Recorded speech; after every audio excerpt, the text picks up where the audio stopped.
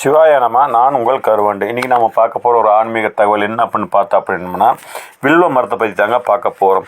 அதாவது பூக்கள் சாமிக்கு இறைவனுக்கு படைக்கும் போது ஒரு முறை மட்டுமே நம்ம பயன்படுத்துவோம். ஆனால் வில்வ இலை பல முறை பயன்படுத்தலாம். அதாவது வில்வம் துளசி ரெண்டையும் பல முறை பயன்படுத்தலாம். அப்பாற்பட்ட வில்வ மரத்தோட பயன் தான் பார்க்க போகிறோம்.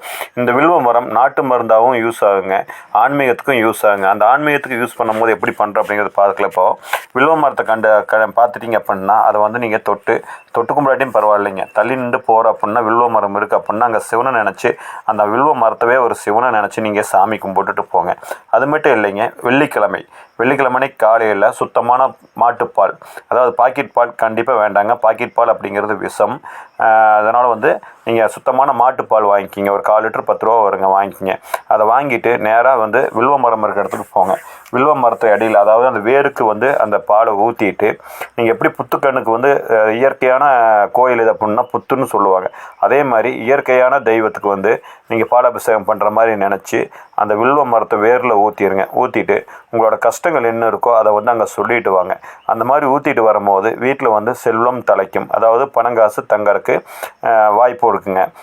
அது மட்டும் இல்லாமல் உங்களோட குறைகள் எதுவாக இருந்தாலும் சரிங்க, அந்த வில்வ மரத்துக்கிட்ட போய் அதாவது சிவன் கோயிலுக்கு போய் நம்ம எப்படி ஒரு மனசில் உள்ளதை நம்ம சொல்லுவோமோ அதே மாதிரி வில்வ மரத்துக்கிட்ட போய் நீங்கள் நந்திக்காதில் சொல்கிற மாதிரி வில்வ மரத்துக்கிட்ட எனக்கு இந்த மாதிரி பிரச்சனைகள் இருக்குது, இப்படிப்பட்ட பல பிரச்சனைகள் இருக்குது, இதை தீர்த்து வைங்க அப்படின்னு சொல்லி இதை ஆண்டவங்கிட்ட கொண்டு போய் சேர்க்கணும் அப்படின்னு சொல்லி நீங்கள் அந்த வில்வ மரத்துக்கிட்ட பேசிட்டு வாங்க.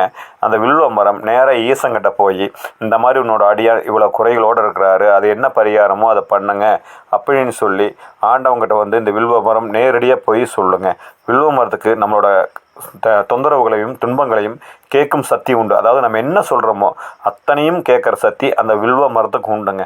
வில்வ மரம் அப்பாற்பட்டது அப்படிங்கிறது இது வரைக்கும் யாருக்குமே தெரியாது. இது வில்வ இலை ஒரு 2 இலை 3 இலை சாப்பிட்டு இருந்தா அப்படின்னா உடம்புல பல நோய்கள் தீருங்க.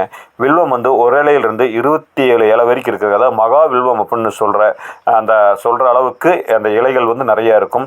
அது 2 1 இலை 3 இலை 5 இலை 7 இலை 12 இலை இது வரைக்கும் தான் நானும் பார்த்துருக்கேன். அந்த மாதிரி நம்ம தமிழ்நாட்டில் இருக்குதுங்க. அதுக்கு மேலே உள்ள வில்வ மரம் எல்லாமே வெளி மாநிலத்தில் தான் இருக்குது. ஆனால் நீங்கள் சிவன் கோயில் இருக்கிற மரமாக இருந்தாலும் சரி, காட்டுப்பகுதி இருக்கிற மரமாக இருந்தாலும் சரி, கண்டிப்பாக இந்த பரிகாரத்தை பண்ணி பாருங்கள்.